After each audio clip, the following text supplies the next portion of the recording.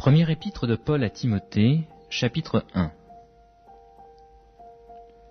Paul, apôtre de Jésus-Christ par ordre de Dieu notre Sauveur et du Seigneur Jésus-Christ, notre espérance, à Timothée, mon enfant légitime en la foi.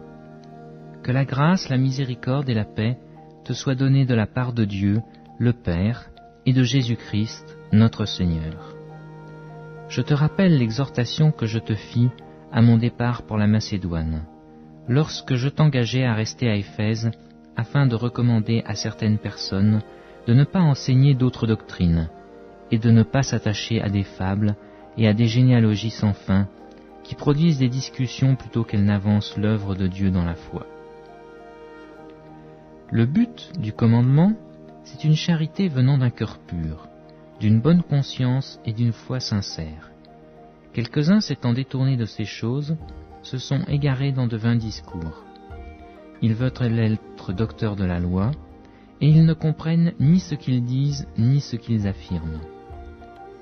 Nous n'ignorons pas que la loi est bonne, pourvu qu'on en fasse un usage légitime, sachant bien que la loi n'est pas faite pour le juste, mais pour les méchants et les rebelles, les impies et les pécheurs, les irréligieux et les profanes, les parricides, les meurtriers, les impudiques, les infâmes, les voleurs d'hommes, les menteurs, les parjures, et tout ce qui est contraire à la saine doctrine, conformément à l'évangile de la gloire du Dieu bienheureux, évangile qui m'a été confié.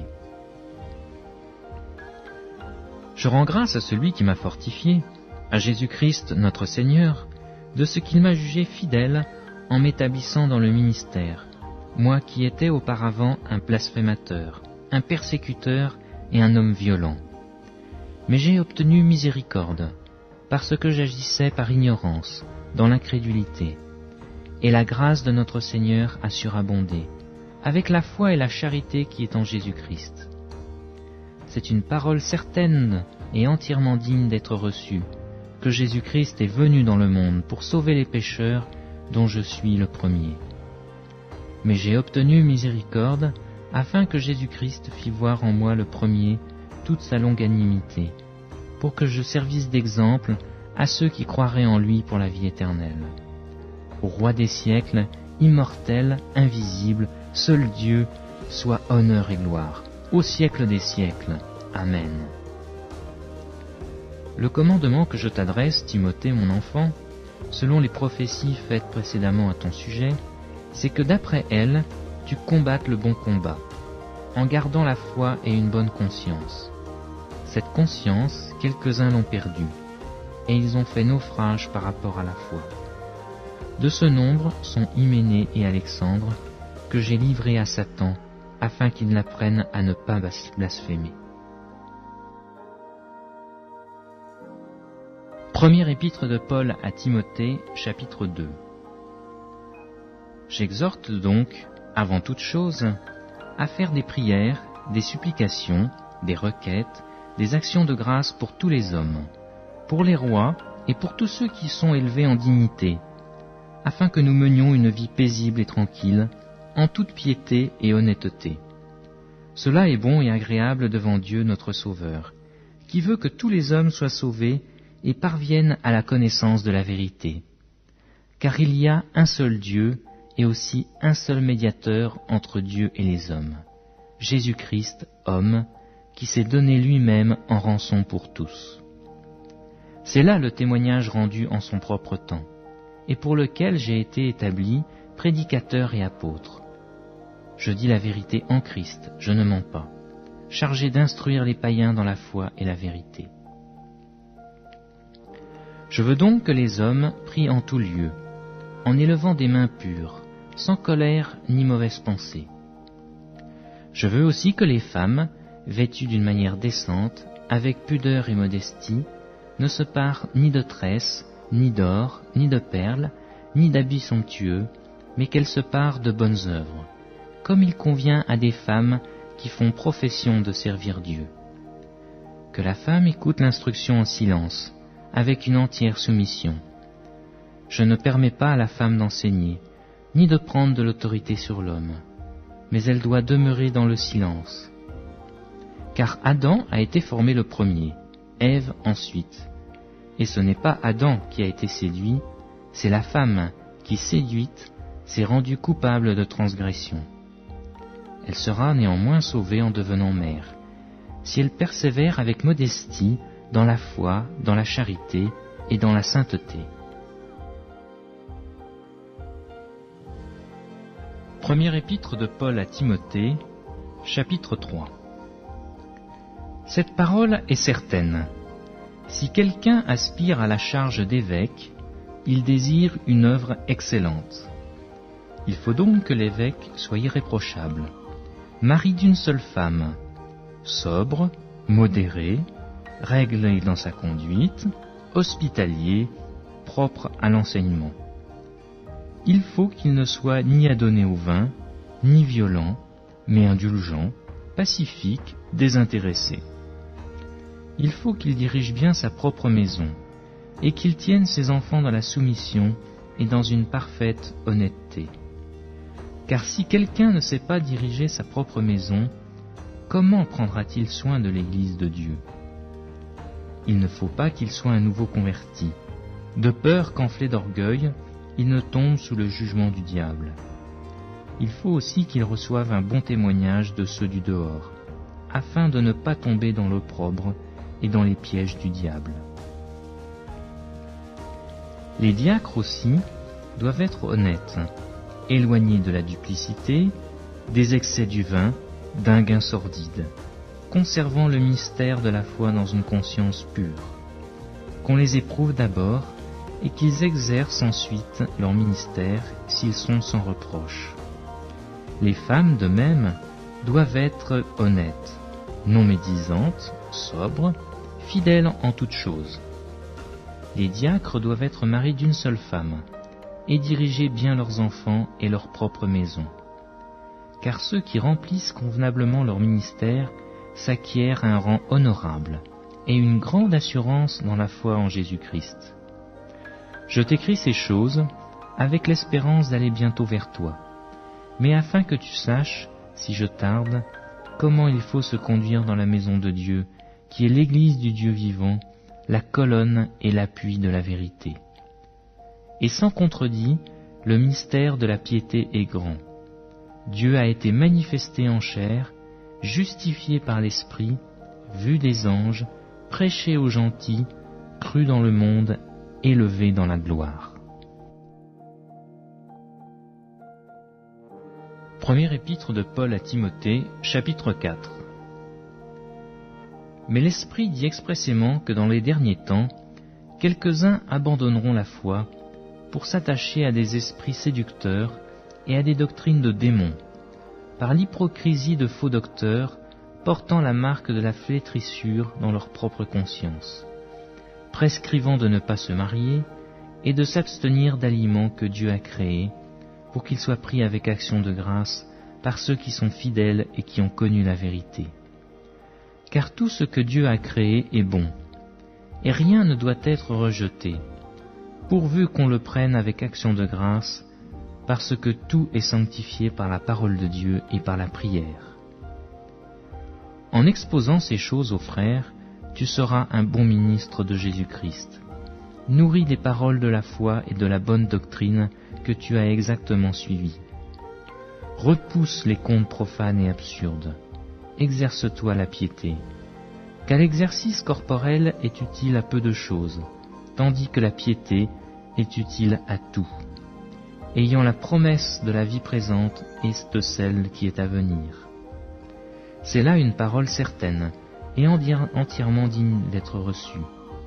Nous travaillons en effet et nous combattons parce que nous mettons notre espérance dans le Dieu vivant, qui est le Sauveur de tous les hommes, principalement des croyants. Déclare ces choses et enseigne-les. Que personne ne méprise ta jeunesse, mais sois un modèle pour les fidèles, en parole, en conduite, en charité, en esprit, en foi, en pureté. Jusqu'à ce que je vienne, applique-toi à la lecture, à l'exhortation et à l'enseignement. Ne néglige pas le don qui est en toi, et qui t'a été donné par prophétie avec l'imposition des mains de l'assemblée des anciens.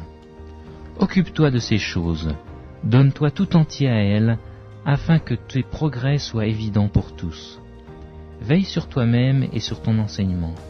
Persévère dans ces choses, car en agissant ainsi, tu te sauveras toi-même et tu sauveras ceux qui t'écoutent.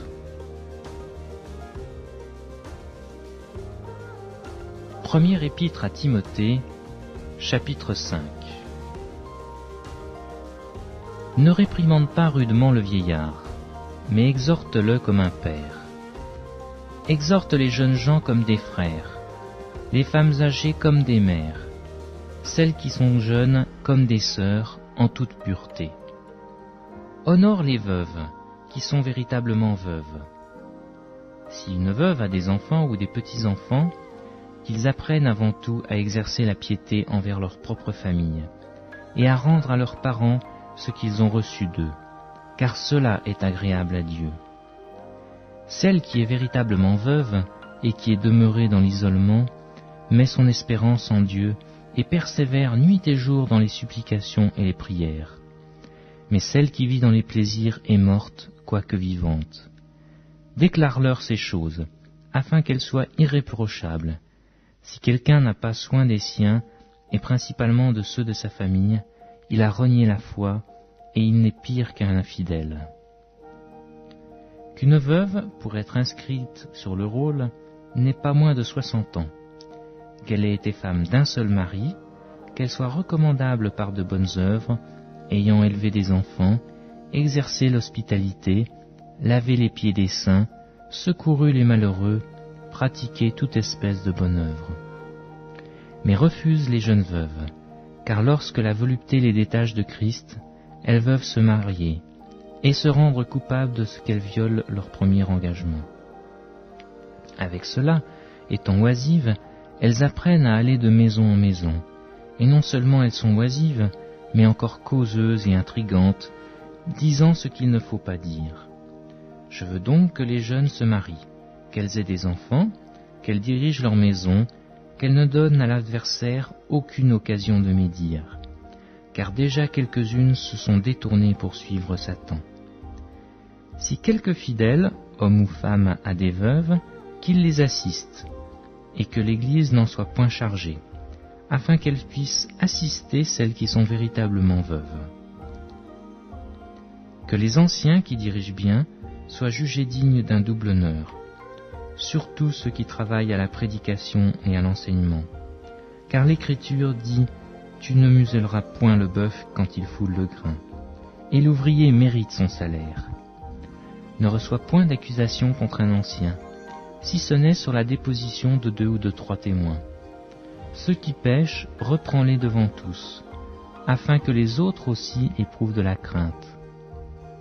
Je te conjure devant Dieu, devant Jésus-Christ et devant les anges élus, d'observer ces choses sans prévention, et de ne rien faire par faveur.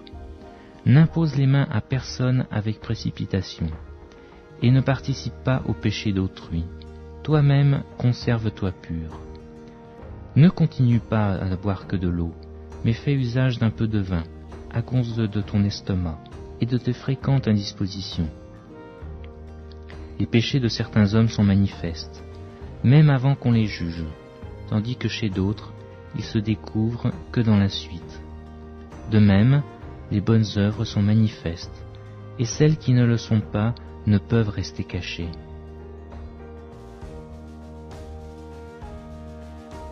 Première épître à Timothée, chapitre 6.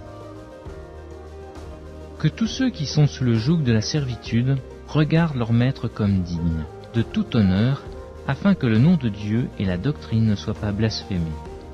Et que ceux qui ont des fidèles pour maîtres ne les méprisent pas sous prétexte qu'ils sont frères, mais qu'ils les servent d'autant mieux que ce sont des fidèles et des bien-aimés, étant participants du bienfait.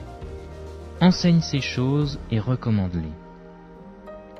Si quelqu'un enseigne de fausses doctrines et ne s'attache pas aux saines paroles de notre Seigneur Jésus-Christ et à la doctrine qui est selon la piété, il est enflé d'orgueil, il ne sait rien, et il a la maladie des questions oiseuses et des disputes de mots, d'où naissent l'envie, les querelles, les calomnies, les mauvais soupçons, les vaines discussions d'hommes corrompus d'entendement, privés de la vérité et croyant que la piété est une source de gain.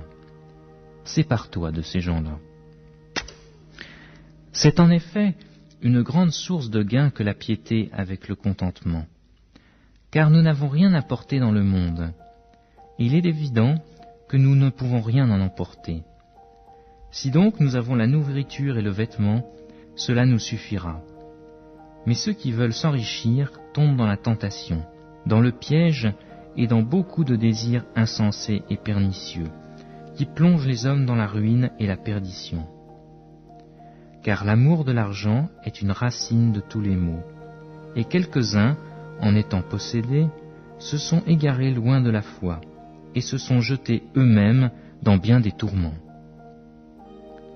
Pour toi, homme de Dieu, fuis ces choses, et recherche la justice, la piété, la foi, la charité, la patience et la douceur. Combat le bon combat de la foi, saisis la vie éternelle, à laquelle tu as été appelé, et pour laquelle tu as fait une belle confession en présence d'un grand nombre de témoins.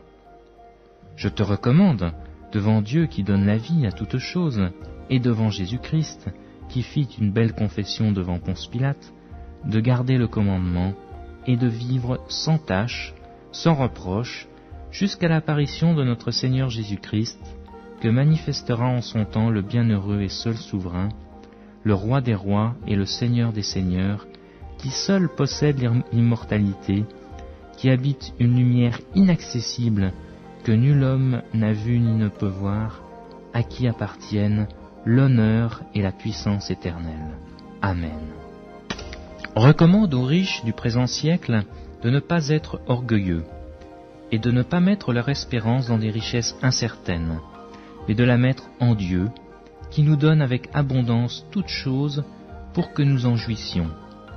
Recommande-leur de faire du bien, d'être riches en bonnes œuvres, d'avoir de la libéralité, de la générosité, et de s'amasser ainsi pour l'avenir un trésor placé sur un fondement solide, afin de saisir la vie éternelle.